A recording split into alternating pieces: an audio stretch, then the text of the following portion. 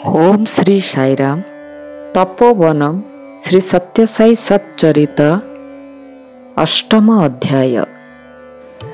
विश्व ब्रह्मांडर नायक। नाटक तांकर, भूमिका तांकर, रचना तांकर, निर्देशना मध्य तांकर। रूपसज्जा, बेश परिपाटी, मंचसज्जा, अंगभंगी, कंठस्वर, प्रवेश, प्रस्थान सबुकिछि तांको परिकल्पना। तुमको अभिनय करबाकू हेबो एवं पर्दा पड़िबा बेलकू तांको अनुमोदन लाभ करबाकू हेबो। सबु महाभूत तांको अधीन रे। पंच महाभूत खित, अप, तेज, मरुत और व्योम श्री सत्यसाई बाबांको संपूर्ण नियंत्रणाधीन। केतक घटनारू ए कथार सत्यता परिलक्षित होई परिबो। अग्निकांडर उद्धार।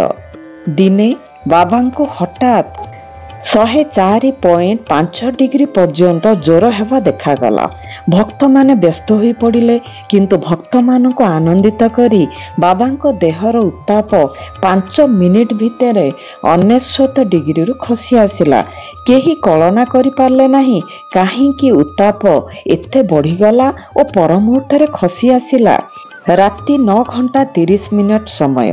स्वामी बासभवन छात उपरे मुक्त वायु सेवन सहित रात्रि भोजनर व्यवस्था होइथाए। ज्योत्स्ना विधौत शीतल रात्रिटी सुखकर होइथाए। सुंदर वातावरण रे प्रत्येक भोजन उपभोग करुथिले। बाबा जड़े भक्त आड़क चली आसी कहिले, आसंता काली गाँ को फेरी तो माँ को कहबू निया प्रति सावधान रहिबो। एहा सह आहुरी कहबू जे स्वामी सदासर्वदा ताकू सबु प्रकार सुरक्षा देबा पई ता पाखे पाखे अछंती। अन्य माने भाबिले कोन पई निया ओ तजनित विपत्ति कथा बाबा कहउछंती। से माने बाबा को एहार रहस्य जणाइबा पई अली कले। स्वामी कहले ता माँ पूजा घरे प्रार्थना करुथिले। ता चारि पाखरे केते गुड़िए दीप जलुथिला। प्रार्थना करू करू ता अलक्ष्य लुगारे निया लागिगला। मते सेठाकू जाई निया लिभाइबाकू पड़िला। केतक भक्त बाबांको अनुमति नहीं से महिला अवस्था बुझिबाकू फोन कले। महिला जनक निजे फोन धरिले एवं बाबा एठारे जहा कहिथिले से ठीक ठीक सेही सबु कथा कहिले।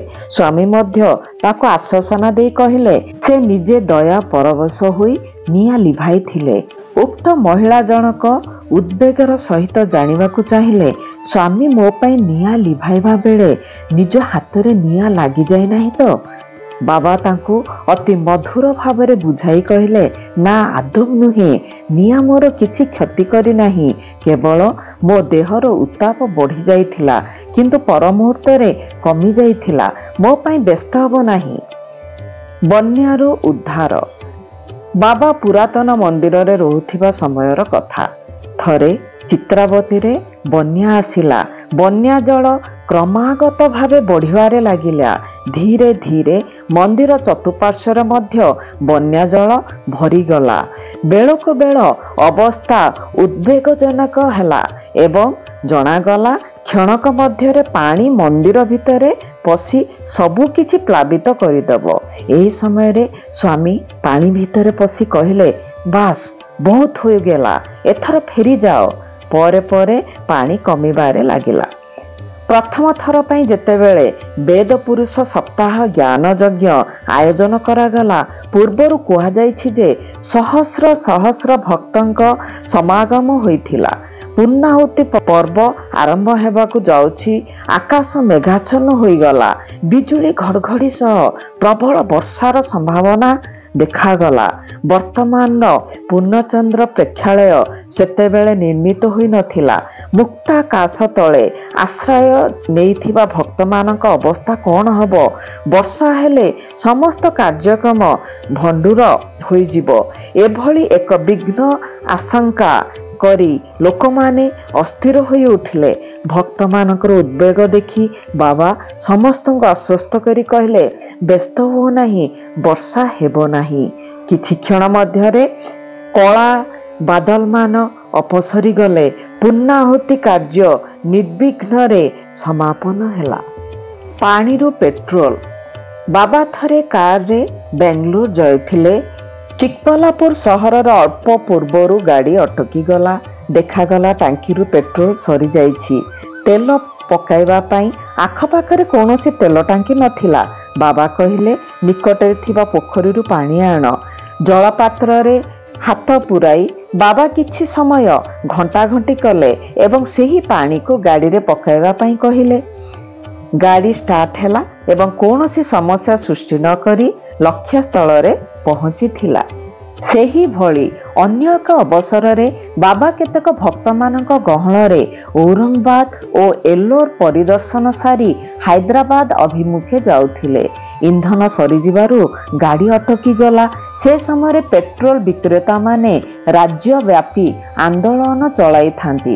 ତେଣୁ ତେଲ ପାଇବାର ଅନ୍ୟ ଉପାୟ ନଥିଲା। ଭଗବାନ କାରକୁ ଆଦେଶ ଦେଲେ, ଚାଲ। ଗାଡ଼ି ଚାଲିଲା। ହାଇଦ୍ରାବାଦରେ ପହଞ୍ଚି ବାବା କସ୍ତୁରୀଙ୍କୁ କହିଲେ, କସ୍ତୁରୀ, ଗାଡ଼ିରେ ବୁନ୍ଦାଏ ତେଲ ନଥାଇ ଆମେ 150 ମାଇଲ ବାଟ ଆସିଲେଣି। ପେଟ୍ରୋଲ କ'ଣ? ଏଥର ତ ପାଣି ବି ମିଳିଲା ନାହିଁ ଗାଡ଼ିରେ ପକାଇବା ପାଇଁ। ଆମେ ଯେଉଁ ବାଟରେ ଆସିଲେ ସେ ବାଟରେ ପୋଖରୀ ବା ନାଳଟାଏ ତ ନଥିଲା। ହିମାଳୟରେ ସୂର୍ଯ୍ୟାଲୋକ। ପୂର୍ବରୁ କୁହାଯାଇଛି ଯେ 1961 ଜୁନରେ ଭଗବାନ ତାଙ୍କ ପିତାମାତା ଓ ଅନ୍ୟ କେତେକ ଭକ୍ତଙ୍କ ଗହଣରେ ବଦ୍ରିନାଥ ଯାଇଥିଲେ। ଉତ୍ତରପ୍ରଦେଶରେ ଥିବା ତଦାନୀନ୍ତନ ରାଜ୍ୟପାଳ ଶ୍ରୀ ବରୋଗୋଲା ରାମକୃଷ୍ଣ ରାଓ ବାବା ତଥା ତାଙ୍କ ଦଳର ସମସ୍ତଙ୍କର ସୁବିଧା ଅସୁବିଧା କଥା ବୁଝୁଥାନ୍ତି। ବରଫ ବର୍ଷା ହେଉଥିବା ହିମାଳୟ ଉଚ୍ଚ ପ୍ରଦେଶରେ ଥିବା ଋଷିକେଶ ଓ ବଦ୍ରିନାଥ ଯାଇ ପୁନର୍ବାର ଋଷିକେଶ ଫେରିବାକୁ ମାତ୍ର 7 ଦିନ ଲାଗିଥିଲା। ସେ ସପ୍ତାହ ମଧ୍ୟରେ କେହି କିନ୍ତୁ ବରଫ ବର୍ଷାର ସମ୍ମୁଖୀନ ହୋଇନଥିଲେ। ଅପରପକ୍ଷରେ ସୂର୍ଯ୍ୟ କିରଣ ଦେଖାଯାଇଥିଲା। ଅତିଥିପରାୟଣ ସୂର୍ଯ୍ୟ ପାଗଟିକୁ ଉପଭୋଗ୍ୟ ଓ ଆରାମଦାୟକ କରିଥିଲେ। ସ୍ଥାନୀୟ ଅଧିବାସୀ ମଧ୍ୟ ଏ ପ୍ରକାର ପାଗ ଯୋଗକୁ ଲକ୍ଷ୍ୟ କରି ଖୁସି ହୋଇଥିଲେ। ସେଠାକାର ସୁଉଚ୍ଚ ନିର୍ଜନ ସ୍ଥାନରେ ତପସ୍ୟାରତ ସାଧୁସନ୍ଥମାନେ ମଧ୍ୟ ଏକଥା ଲକ୍ଷ୍ୟ କରିଥିଲେ। ସେମାନେ ଅନୁମାନ କରିଥିଲେ ଯେ ନିଶ୍ଚିତ ଭାବେ କୌଣସି ଅତି ମାନବୀୟ ଆଧ୍ୟାତ୍ମିକ ଶକ୍ତି ସମ୍ପନ୍ନ ବ୍ୟକ୍ତି ଆମ ଅଞ୍ଚଳରେ ପଦାର୍ପଣ କରିଛନ୍ତି, ଯାହାଙ୍କ ଉପସ୍ଥିତି ଯୋଗୁଁ ଆମେ ଅସମୟରେ ମଧ୍ୟ ଏତେ ସୁନ୍ଦର ପାଗ ଉପଭୋଗ କରୁଛେ। ଜଣେ ଭକ୍ତ ଭଗବାନଙ୍କୁ ପଚାରିଲେ, ସ୍ୱାମୀ, ଆପଣ ବହୁତ କମ୍ ଖାଉଛନ୍ତି। ଆପଣଙ୍କ ଶରୀର ତ ପଞ୍ଚମହାଭୂତ ଦ୍ୱାରା ଗଠିତ। ତେବେ କ'ଣ ସେଇମାନଙ୍କ ଠାରୁ ଆପଣଙ୍କ ଦେହ ଶକ୍ତି ଆହରଣ କରୁଛି? ବାବା ଗୋଟିଏ ସାରଗର୍ଭର ଉତ୍ତର ଦେଇ କହିଲେ, ପଞ୍ଚମହାଭୂତ ମୋତେ କୌଣସି ଶକ୍ତି ଦିଅନ୍ତି ନାହିଁ, ବରଂ ମୁଁ ସେମାନଙ୍କୁ ଶକ୍ତି ଦେଇଥାଏ।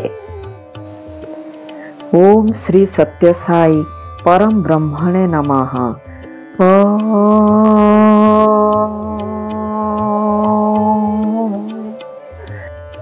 शांति शांति शांति। 8म अध्याय संपूर्ण।